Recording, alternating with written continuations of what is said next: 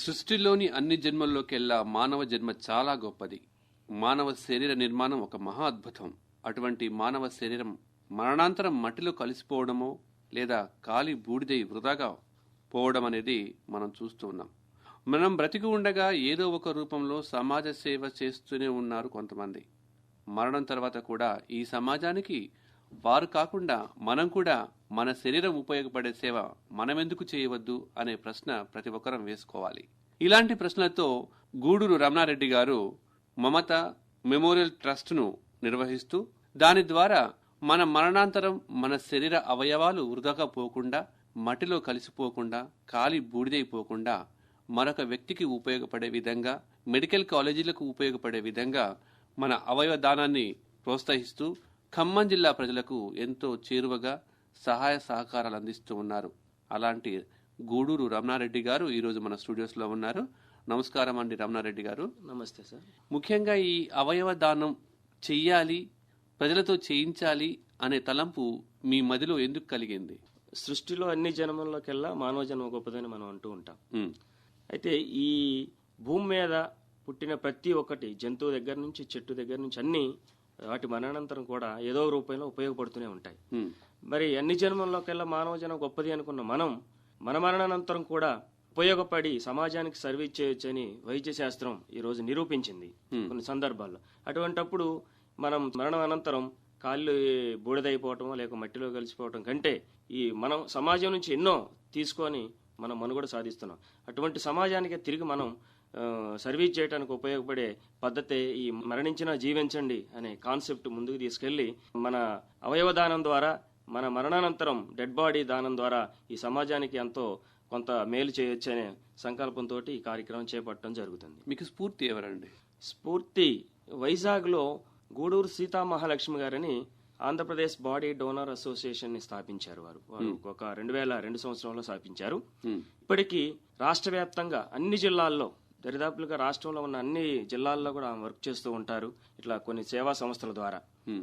వారు first start చేసినప్పుడు వైజాగ్లోనే మొదటి రోజే ఒక 35 మంది నా మరణానంతరం నా బాడీని డొనేషన్ చేస్తానని అక్కడ మెడికల్ కాలేజీకి ఇవ్వడం జరిగింది.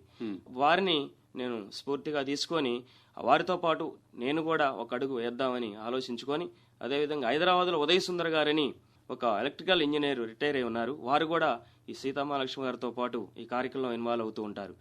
ఇటు ఉదయ్ సుందర్ గారిని, సీతామహాలక్ష్మి గారిని నేను స్ఫూర్తిగా తీసుకొని ఈ కార్యక్రమాలు చేపట్టడం జరుగుతుంది. ఈ మమత మెమోరియల్ ట్రస్ట్ స్థాపించిన తర్వాత మరి మీ సంస్థ ద్వారా అవయవ దానం చేయాలని ఎంతమంది మిమ్మల్ని సంప్రదించారు?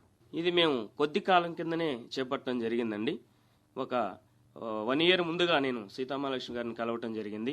వారి ద్వారా ఈ విషయాలన్నీ తెలుసుకొని వారు సమాజానికి ఉపయోగపడే కార్యక్రమాలు, ఎంతో ఉపయోగపడే కార్యక్రమం చేస్తుంటే మనం ఎందుకు చేయకూడదని ఆలోచించి ఈ మమతా మెమోరియల్ ట్రస్ట్ ని స్థాపించడం జరిగింది. స్థాపించిన రోజే నా బాడీ డొనేషన్ కూడా మా ఫ్యామిలీ సభ్యులందరినీ ఓ చోట కూర్చోబెట్టి వారిని ఒప్పించి వీలునామా రాసి మన జిల్లాలో ఉన్న మేము మమతా మెడికల్ కాలేజీకి సబ్మిట్ చేయడం జరిగింది. ఎన్ని కేసులు మీ దగ్గర ఇప్పటి వరకు అటెండ్ అయ్యాయి? ఇట్లా అప్పటి నుంచి ఈ సంవత్సరం లోపల మేము కొన్ని ముందుగా ఏదైనా ఒక కార్యక్రమంలో విజయం సాధించాలంటే చదువు ప్రధానం.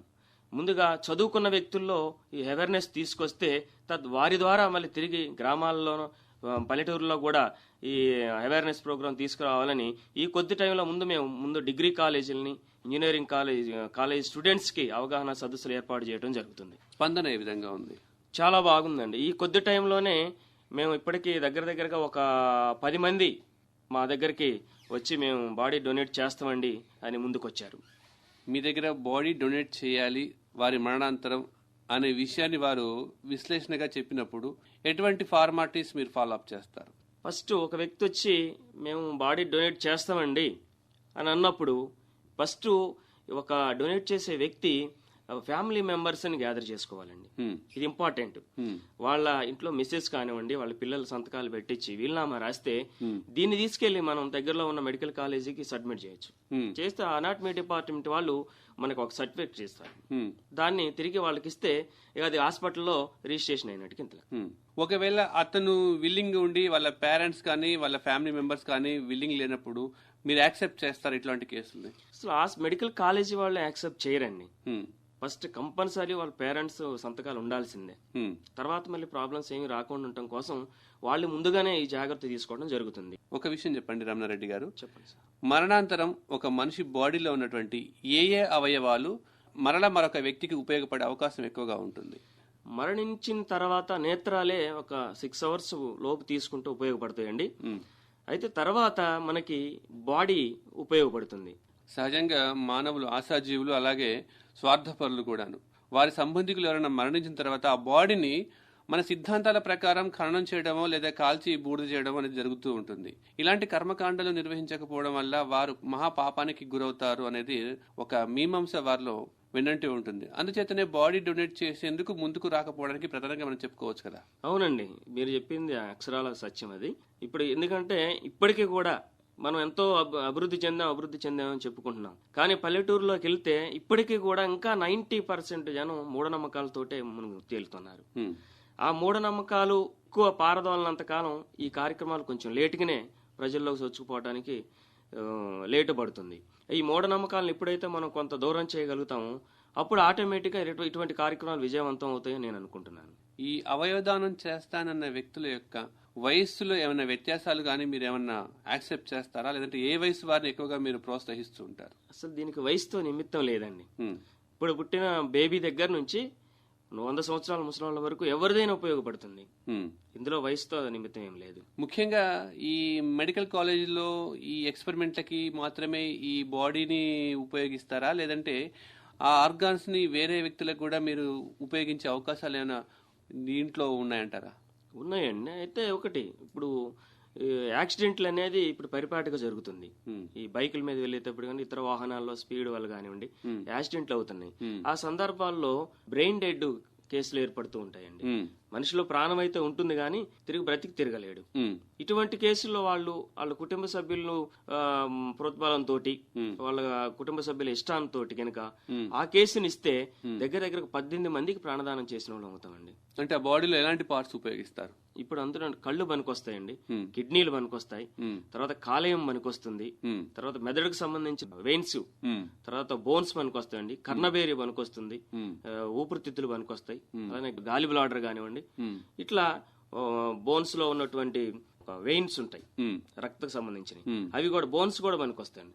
ఇట్లా బ్రెయిన్ డెడ్ అయిన కేసును గనక అప్పచెప్పగలిగితే కొన ఊపిరితో కొట్టుమిట్టులాడుతున్నటువంటి వారిని మనం ఒక 18 మందిని ప్రాణదానం చేసి మనం చనిపోయిన వాళ్ళం కూడా ఆ 18 మందిలో తిరిగి బ్రతికి ఈ సమాజానికి సర్వీస్ చేయడానికి ఉపయోగపడతాం. మీరు చెప్పినట్టు మరి ఒక బ్రెయిన్ డెడ్ కేసుని మీరు హ్యాండిల్ చేయాలంటే దీనికి వైద్య విధాన పరిషత్ కానీ, లేదంటే ఇండియన్ జ్యుడిషియరీ కౌన్సిల్ కానీ, మరి చట్టం అంటూ ఒకటి ఉంటుంది కదా, ఇలాంటి చేయొచ్చా? అవునండి. ఇప్పుడు హాస్పిటల్ బ్రెయిన్ డెడ్ కేసులు అనేది మాక్సిమం హాస్పిటల్స్ లోనే ఉంటాయి. వాళ్ళ ప్రాసెస్ ప్రకారం ఫాలో అవుతే ఫస్ట్ ఫ్యామిలీ మెంబర్స్ ఒప్పుకుంటే పెద్దగా కష్టమైన పనేం కాదండి. తర్వాత హాస్పిటల్ కు సంబంధించి వాళ్ళ డాక్యుమెంటేషన్ ఇవన్నీ ఉంటాయి, ఆ ప్రాసెస్ ద్వారా చేసుకోవచ్చు. ఈ డాక్యుమెంటేషన్ అంతా చేయించడానికి మరి వ్యక్తి అభిప్రాయాన్ని సేకరిస్తారా, లేదంటే కుటుంబ సభ్యుల అభిప్రాయాన్ని మీరు పరిగణలోకి తీసుకుంటారా? కుటుంబ సభ్యుల అభిప్రాయమే అవసరం అండి ఆ టైంలో. ముందస్తుగా వ్యక్తి తనగా తన బాడీని డొనేట్ చేయాలంటే చట్టపరంగా ఎలాంటి ఫార్మాలిటీస్ తను నిర్వర్తించాల్సి ఉంటుంది? ముందుగా ఒక వ్యక్తి చేయాలి అంటే మెడికల్ కాలేజీలో అనాటమీ డిపార్ట్మెంట్ వల్ల అనుమతి తీసుకుంటే చాలండి. తర్వాత ఫ్యామిలీ మెంబర్స్ అనుమతి తీసుకున్న తర్వాత వీరు సంతకాలు చేసినట్టు వీలునామాలను తీసుకెళ్లి మనం మెడికల్ కాలేజీలకు సబ్మిట్ చేస్తే వారు మనకి కేసును రిజిస్ట్రేషన్ చేయించుకొని మనకు ఒక ఫామ్ ఇస్తారు. మరి ఇలాంటి స్వచ్ఛందంగా మీరు మమతా మెమోరియల్ ట్రస్ట్ ను నిర్వహిస్తూ దాని ద్వారా ఇలాంటి అవయవదానానికి, అలాగే అవయవదానం చేసే వారిని ప్రోత్సహించేందుకు చేయాలంటే మీతో పాటు ఎంతమంది సభ్యులు ఈ ట్రస్ట్ లో మోటివేట్ చేస్తూ ప్రభుత్వని ఇదిగా ముందుకు తీసుకెళ్తున్నారు? చాలా మంది వచ్చారు సార్. స్టార్టింగ్ లో నేను ఒక్కడితో మొదలుపెట్టిన తర్వాత చాలా మంది ఇందులో మానవతావాదులు, కొద్దిగా ఈ సమాజానికి సర్వీస్ చేయాలి మనం అనుకున్న వాళ్ళు చాలా మంది ముందుకు వస్తున్నారు. అటువంటి వాళ్ళ దగ్గర ఒక 10-15 మంది మాకు ఒక టీమ్ లాగా ఏర్పడ్డామండి. ఎక్కడ కార్యక్రమం ఉన్నా మేమంతా వెళ్ళి మాకు తోసిన సహాయం చేస్తూ దీన్ని ప్రజల్లోకి తీసుకెళ్లి త్వరగా సక్సెస్ చేయాలని ఆలోచనతో ఉన్నాం. మరి ఇలాంటి ట్రస్ట్ నిర్వహిస్తున్నప్పుడు ప్రభుత్వ పరంగా మీకు ఏమైనా ఆంక్షలు గానీ లేదంటే సహాయ సహకారాలు గానీ అందుతున్నాయా? ఇప్పుడు ప్రభుత్వ పరంగానంటే మేము ఆ సైడ్ ఆలోచించలేదండి.